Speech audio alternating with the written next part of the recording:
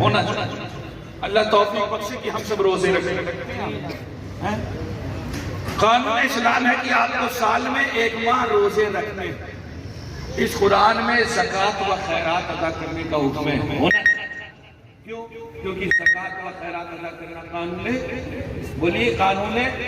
اسلام ہے۔ اس قرآن میں ماں باپ کے احترام کا حکم ہے، ہونا چاہیے۔ کیوں؟ کیونکہ ماں باپ کا احترام قانون اسلام ہے۔ اس قرآن میں حج کرنے کا حکم ہے، ہونا چاہیے۔ حج کرنا قانون اسلام ہے۔ قانون کی جتنی باتیں ہیں وہ اس قرآن میں موجود ہیں۔ لیکن دوستوں میں ایک بات بتا دوں، اس قرآن میں جہاں رمضان کا ذکر ہے وہیں اس قرآن میں حضرت مریم رضی اللہ عنہا کا ذکر ہے۔ اس قرآن میں جہاں نماز کا ذکر ہے وہیں اس قرآن میں حضرت لقمان کا بھی ذکر ہے۔ اس قرآن میں جہاں زکوٰۃ و خیرات ادا کرنے کا حکم ہے وہیں اس قرآن میں حضرت عیسیٰ علیہ السلام کے حواریوں کا بھی ذکر ہے۔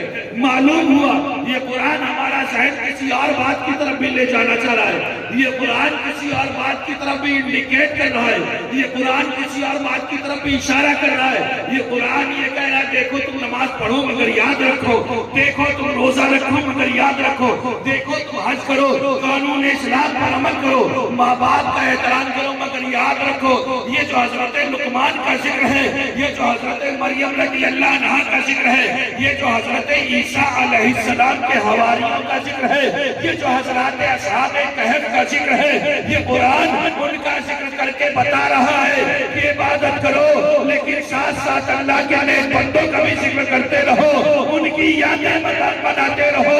تو پتہ چلا اللہ کے ولیوں کا ذکر کرنا یہ ہم سنیوں کی اپنی منمانی نہیں ہے بلکہ یہ ارشاد ربانی ہے، یہ مرضی قرآنی ہے، یہ فرمان رحمانی ہے۔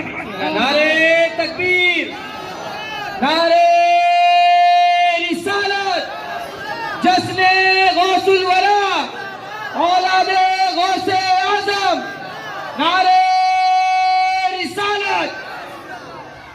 قرآن اور شان ہدایت۔ الحمدللہ اہل سنت کے ہر عقیدے کو قرآن سے اہل سنت کے ہر عقیدے، میری کوئی حیثیت اور اوقات نہیں لیکن اللہ والوں کی شان بیان کرتا۔ میں ایک بات اور بتا دوں، قرآن میں رب ارشاد فرما رہا ہے، آج لوگ کہتے ہیں کون غوث اعظم میں نہیں جانتا، کون عبد القادر جیلانی میں نہیں جانتا، کون غریب نواز میں نہیں جانتا، کون مخدوم سننا میں نہیں جانتا، کون خواجہ دانا میں نہیں جانتا۔ میں ایک بات بتا دوں، الحمدللہ قرآن میں رب کریم ارشاد فرما رہا ہے، لقد کان فی قصصہم عبرۃ لأولی الالباب۔ تحقیق کی اللہ کے نیک بندوں کے واقعات میں عقل والوں کے لیے عبرت کے سامان۔ کس کے لیے؟ کس کے لیے؟ اب پتہ چلا غوث اعظم کی کرامت مجھ سے سمجھ میں آئے گی۔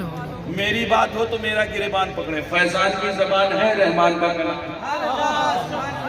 ہے، بات یہ نہیں۔ اب اگر کوئی بندہ کہے کہ غوث اعظم نے کیسے زندہ کیا تو سمجھ لو قرآن نے اسے کس طبقے میں رکھا۔